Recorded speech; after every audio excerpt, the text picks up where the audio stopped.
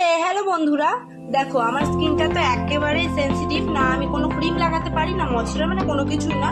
তো তবুও তো মুখে ট্যান তো পড়েই না।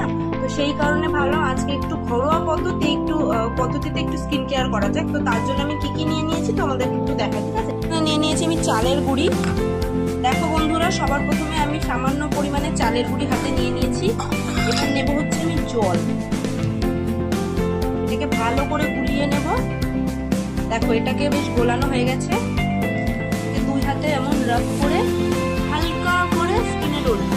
বেশি জোরে ডলবো না, তাহলে স্ক্র্যাচ পড়ে যাবে। এটা আমাদের স্ক্রাবারের কাছে বললো।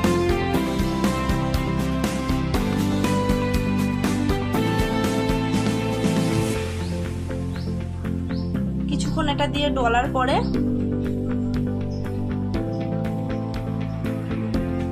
বন্ধুরা, আমি কিন্তু ভালো মতন মুখটা ক্লিন করে এসেছি। দেখো জল দিয়ে ধুয়ে এসেছি, কতটা গ্লোয়িং অ্যান্ড শাইন করছে।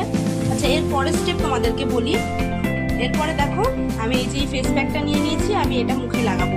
তার আগে আমি এখন দেখো গরমকালে মুখে ভাব নিতে নেই আমি জানি, কিন্তু তবুও যেহেতু আমার মুখে প্রচন্ড পিম্পলে ভরা, তো সেই কারণে আমি একটুখানি মুখে ভাব নিয়ে নেবো, তারপরে আমি ফেস প্যাকটা লাগাবো।